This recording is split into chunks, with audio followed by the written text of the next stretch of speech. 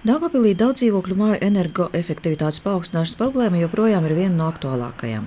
Kopš pirmās dzīvojamās mājas vienības ielā 38 siltināšanas ir pagājuši gandrīz 10 gadi, tomēr situācija ir maz mainījusies, neskatoties uz to, ka dzīvokļu īpašniekiem ir pieejamas gan pilsētas, gan arī Eiropas līdzfinansējuma programmas. Daugavpils dzīvokļu un komunālās saimniecības uzņēmums apsaimnieko 843 mājas. No tām 11 mājām ir veikta renovācija pilsētas programmas ietvaros. 6 mājām pilna renovācija un 5 daļēja. Piemēram, Liepājā, kur ir 600 daudzstāvu mājas, iepriekšējās Eiropas Savienības līdzfinansējuma programmas ietvaros tika nosiltinātas vairāk nekā 100 mājas, bet Daugavpilī neviena. DZKSU speciālisti veic visu māju, kur tika veikta renovācijas darbu monitoringu un atklāja ievērojumu siltumenerģijas ietaupījumu. Renovācijas process sākas ar energoaudītu, kas tiek veikts ziemas periodā.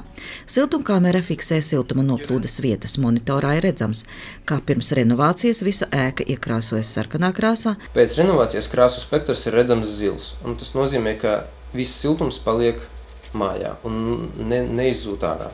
Vislielākie energoefektivitātes rādītāji ir tām mājām, kurās ir veikta pilnīga renovācija. Tā skaitā siltuma un ūdensapgādes sistēmas modernizācija, radiatoru nomaiņa, individuālo siltumenerģijas patēriņa uzskaites un siltuma regulēšanas ierīču uzstādīšana. Rēķinot uz 1 kvadrātmetru dzīvojamās platības, siltuma patēriņš apkures sezonā samazinās 2–3 reizes. Ietaupījums ir acīm redzams. Katrā dzīvoklī, katram radiatoram ir sava siltuma patēriņa regulēšanas ierīce. Tāpēc, ja es šajā istabā neguļu, tad man nav vajadzīgs šeit siltums, atslēdzu. Kad ir silts laiks, izlemju, kurā istabā apkuri atstāt, bet kurā atslēgt. Arī daļēja mājas renovācija parasti bez siltuma un ūdensapgādes sistēmas rekonstrukcijas uzrāda nesliktus rādītājus. Siltuma ietaupījums 1,5–1,7 reizes. Salīdzinošās tabulas ir publicētas uzņēmuma mājaslapā, un katrs dzīvokļa īpašnieks var iepazīties ar māju renovācijas efektivitāti. Arī renovācijas darbu kvalitāte gadu no gada uzlabojas, kas samazina siltuma patēriņu un tā izmaksas. Uz doto brīdi ir sācies jauns periods līdzfinansējuma saņemšanai no Eiropas Savienības struktūru fondiem, daudz dzīvokļu māju atjaunošanai 2016. un 2020. gadā. Latvijā ir piešķirti 167 miljoni eiro. Ministru kabinets pieņēma noteikumus par šo līdzekļu izmantošanu dzīvojamā fonda renovācijai, bet pašvaldība no savas puses ir ieviesusi virkni izmaiņu domes saistošajos noteikumos. Pašvaldība piešķir līdzfinansējumu 80% apmērā no kopējām māju renovācijas darbu izmaksām tehniskās dokumentācijas izstrādei un energo certifikācijai. Izmaiņas ir skārušas arī sociālās palīdzības sniegšanas noteikumus. Ir jauns palīdzības veids maznodrošinātām un trūcīgām personām. Tas ir tās mājas, kuras izies Eiropas Savienības struktūru fondu līdzfinansētu energoefektivitātes paaugstināšanas pasākumu.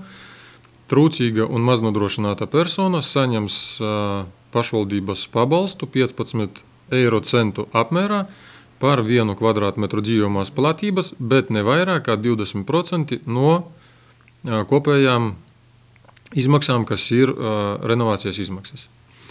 Un otrs, ko arī skar iekšpagalmus, tās mājas, kuras veiks iekšpagalmu remontus un labiekārtos savu teritoriju pēc pašvaldības programmas, tad 1.–2. grupas redzes invalīdi saņems pašvaldības atbalstu 100% apmērā no šo darba veikšanas.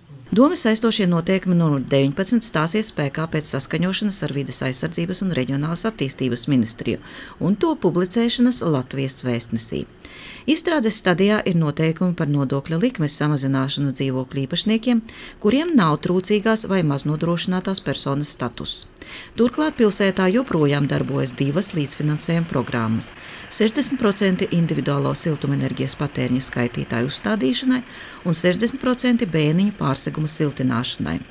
Saskaņā ar uzņēmumu speciālistu datiem 3 māju iedzīvotāji jau ir iesnieguši pieteikumu dalībai jaunajā dzīvojamo ēku siltināšanas Eiropas programmā. Līdzfinansējuma procesu nodrošina Valsts finanšu aģentūra Altum. Projektu pieņemšanu dalībai māju renovācijas programmā ir plānots uzsākt šī gada jūlijā. Par Eiropas Savienības līdzekļu piešķiršanas nosacījumiem un kārtību aģentūras pārstāvi informēs speciālā seminārā, kurš Daugavpilī notiks 18. maijā 10:00 Daugavpils pilsētas domes konferenču zālē. Uz semināru tiek aicināti māju vecākie un visi, kuri ir ieinteresēti daudzdzīvokļu māju renovācijā.